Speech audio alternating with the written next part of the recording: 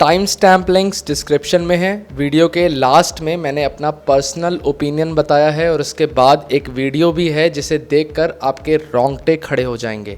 इस वीडियो में Indian army Chinese army को बॉर्डर पार करने से रोक रही है। सीधा इस पार्ट तक जाने के लिए डिस्क्रिप्शन में जाएं और टाइम स्टैम्प लिंक पर क्लिक करें। इस मैप पर ध्यान दें तो हम देख सकते हैं कि कैसे इंडिया और नेपाल का बॉर्डर महाकाली नदी के साथ साथ चलता है और यही नेपाल और ब्रिटिश सरकार के बीच तय हुआ था।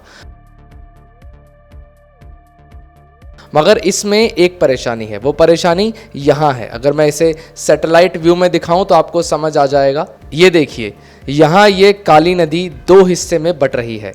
परेशानी इसी वजह से उठ रही है। नदी का ये जो मोटा वाला हिस्सा है ये लिम्पियाधुरा तक जाता है और लिम्पियाधुरा को ही महाकाली नदी का सोर्स भी माना जाता है। और ये जो छोटा वाला हिस्सा है ये लीपू लेक तक जाता है। तो नेपाली इस मोटे वाले हिस्से को काली नदी मानते हैं और लिम्पियाधुरा को नेपाल का हिस्सा मानते हैं, और इंडियंस इस छोटे वाले हिस्से को काली नदी मानते हैं और लिम्पियाधुरा को भारत का हिस्सा मानते हैं। 18th सेंचुरी में नेपाल के महाराजा धीराज पृथ्वी नारायण शाह ने नेपाल के यूनिफिकेशन यानी कि एकीकरण का अभियान शुरू किया। इस अभियान के तहत नेपाल ने अपने एरिया को बढ़ाने का प्रयास किया। ईस्ट में सिक्किम को जीतकर और वेस्ट में गढ़वाल पर विजय हासिल करके नेपाल के राजा अपना अभियान जोरों शोरों से चला रहे थे। उस वक्त भारत पर ब्रिटिशर्स का राज था और ब्रिटिशर्स को नेपाल का बढ़ता साम्राज्य पसंद नहीं आ रहा था। फिर 1814 से लेकर 1816 तक नेपाल और ब्रिटिश ईस्ट इंडिया कंपनी के बीच युद्ध हुआ। इस युद्ध में नेपालीस हार गए और उन्हें अपने कई रीजन से हाथ धोना पड़ा। 1815 में ईस्ट इंडिया कंपनी और नेपाल के बीच एक ट्रीटी साइन हुई। इस समझौते का नाम था ट्रीटी ऑफ सुगौली।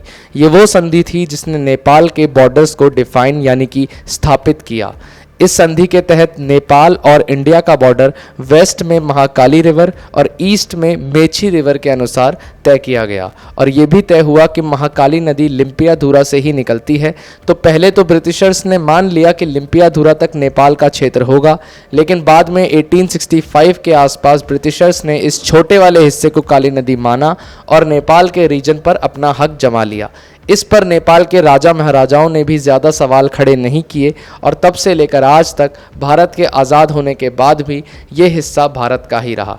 यहाँ तक कि आज़ादी के पहले से लेकर आज तक जब भी भारत का नक्शा बना है लिम्पियाधुरा को भारत में ही दिखाया गया है और नेपाल ने हमेशा अपने नक्शे से लिम्पियाधुरा को बाहर रखा है।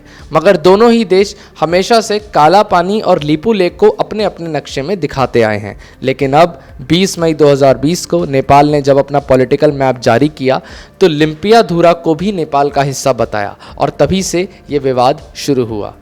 1962 में इंडिया और चाइना के बीच युद्ध हुआ था। इस वक्त इंडिया ने नेपाल के परमिशन से काला पानी में आर्मी कैंप सेटअप किए थे। नेपाल के prime minister KP Sharma Oli का कहना है कि उस वक्त नेपाल ने एक अच्छे पड़ोसी होने के नाते इंडिया को कैंप सेटअप करने की परमिशन दी थी, लेकिन वॉर के ख़त्म होने के बाद भी इंडियन आर्मी उस एरिया से गई नहीं और नेपाल के रूलर्स ने इस पर ज़्यादा ध्यान नहीं दिया। तो 1962 से लेकर आज तक कालापानी रीजन में इंडियन आर्मी के कैंप्स हैं और इस पर भी नेपाल ने कभी सवाल नहीं उठाया। नेपाल का कहना है कि नेपाल को कभी भी इंडियन आर्मी के कालापानी में होने से कोई प्रॉब्लम नहीं थी, लेकिन जब से इंडियन गवर्नमेंट ने मानसरोवर यात्रा पर जाने वाले पिलग्रिम्स यानी कि श्रद्धालुओं के लिए एक नई लिंक रोड का इनॉग्रेशन किया है, तब से नेपाली गवर्नमेंट ने इंडिया के खिलाफ प्रोटेस्ट करना शुरू किया है। और इस प्रोटेस्ट के बाद इंडियन गवर्नमेंट ने इस पर प्रतिक्रिया देते हुए कहा कि इंडिया को सड़क बनाने के लिए नेपाल से परमिशन लेने की ज़रूरत नहीं है क्योंकि ये रीजन भारत का ही हिस्सा है। और इसी के बाद एग्रेसिव बिहेवियर दिखाते हुए नेपाल ने लिम्पियाधुरा को भी अपने पॉलिटिकल मैप में शामिल कर लिया। तो बात साफ है, नेपाल का कहना है कि ट्रीटी ऑफ सुगौली के अनुसार काली नदी के साथ साथ इंडिया और नेपाल का बॉर्डर तय किया गया था और क्योंकि काली नदी लिम्पियाधुरा से शुरू होती है इसलिए लिम्पियाधुरा से नेपाल की बाउंड्री भी शुरू होती है। और इंडिया का कहना है कि काली नदी लिम्पियाधुरा से नहीं बल्कि लीपू लेक से शुरू होती है और वहीं से नेपाल की बाउंड्री भी शुरू होती है। इसमें एक फैक्ट ये भी है कि नेपाल अब तक अपनी बाउंड्रीज को लेकर नींद में था और अब अचानक जागा है और आज तक वो लिम्पियाधुरा को अपने मैप से बाहर रखता था, लेकिन अब वो एक एग्रेसिव अप्रोच दिखाते हुए लिम्पियाधुरा को भी अपने मैप्स में शामिल कर रहा है। डिस्प्यूट तो है, लेकिन फिर भी हमें नेपाल को एक दुश्मन देश की तरह नहीं देखना चाहिए और नेपाल को जो लोग इस डिस्प्यूट के बाद गालियां दे रहे हैं उन्हें अपने ऊपर शर्म आनी चाहिए, क्योंकि नेपाल के गुरखा सोल्जर्स ने भारत के लिए कई बार अपना खून बहाया है।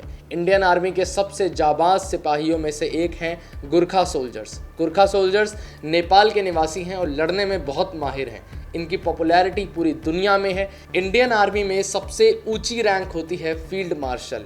ये इतनी ऊंची रैंक है कि अब तक सिर्फ 2 ही लोग इस तक पहुंच चुके हैं, एक कोरंडेरा मडप्पा कैरियप्पा और दूसरे सैम मानेकशॉ। और सैम मानेकशॉ एक प्राउड गुरखा सोल्जर थे। 1971 के इंडिया पाकिस्तान वॉर में फील्ड मार्शल मानेकशॉ ने ही हमें जीत दिलाई थी और पाकिस्तानी सोल्जर्स को सरेंडर करने के लिए मजबूर कर दिया था। मानेकशॉ कहा करते थे कि अगर तुम्हें कभी कोई इंसान मिले जो कहे कि उसे मरने से डर नहीं लगता, तो या तो वो झूठ बोल रहा है या वो गुरखा सोल्जर है। अब मैं आपको इस पर अपना ओपिनियन बताता हूँ। मेरा ओपिनियन ये है कि नेपाल को भारत से अपने सालों पुराने रिलेशंस खराब नहीं करने चाहिए। अगर नेपाल को महसूस होता है कि इंडिया ने उनकी टेरिटरी पर कब्जा किया हुआ है, तो नेपाल को इसका हल बायलेटरल टॉक्स यानी कि द्विपक्षीय बातचीत से निकालने का एटीट्यूड रखना चाहिए, ना कि भारत के अगेंस्ट गलत कमेंट्स देने चाहिए। नेपाल को ये समझना चाहिए कि नेपाल तीनों तरफ से भारत से घिरा हुआ है और नेपाल ट्रेड के लिए सिर्फ और सिर्फ भारत पर निर्भर है। ऐसे में नेपाल को भारत से अपने रिलेशंस खराब नहीं करने चाहिए। उदाहरण के तौर पर 26 मई को नेपाल के prime minister KP Sharma Oli ने कहा कि नेपाल में कोरोना वायरस के केसेस बढ़ने के पीछे इंडिया रिस्पॉन्सिबल है। साथ में उन्होंने अपने पार्लियामेंट में खड़े होकर ये भी कहा कि इंडिया से आया वायरस चाइना से आए वायरस से ज़्यादा खतरनाक है, जबकि किसी भी रिपोर्ट में ऐसा साबित नहीं हुआ है। दूसरी ओर जब इंडिया पूरी दुनिया तक हाइड्रोक्सी क्लोरोक्विन टैबलेट्स पहुंचा रहा था, तब भारत ने दूसरे देशों से तो पैसे लिए थे, लेकिन नेपाल को अपना छोटा भाई मानकर 2 लाख टैबलेट्स गिफ्ट में दिए थे। जिस तरह के रिमार्क्स नेपाल की तरफ से आ रहे हैं, उसकी जगह अगर नेपाल इंडिया के साथ दोस्तों की तरह डिप्लोमेटिक तरीके से बातचीत करने को आगे आता, तो इसमें कोई शक नहीं कि इंडिया उसका स्वागत करता।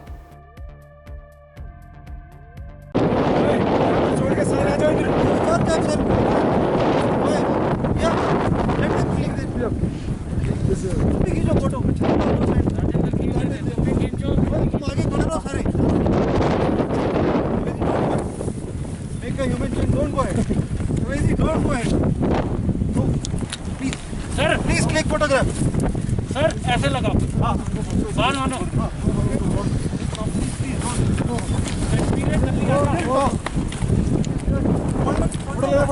फोटो मत।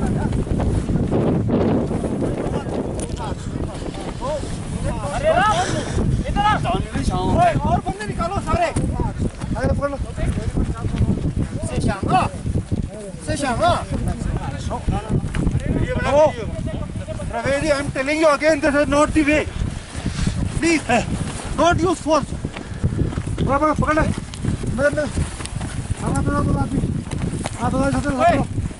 तुम इतने आदमी और आदमी बुलाओ बैठ। No, Ravedi, no. Ravedi, no. I'm telling you, don't do it. Please, stop. No.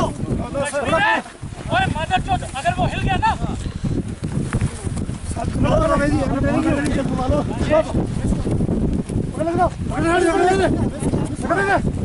यार बंदा बुलाओ, पूरी कंपनी को बुलाओ, पूरी कंपनी को बुलाओ। 5 करो।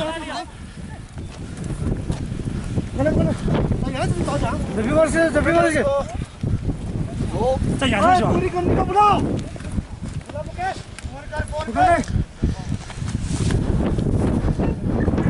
कंपनी को बुलाओ जल्दी।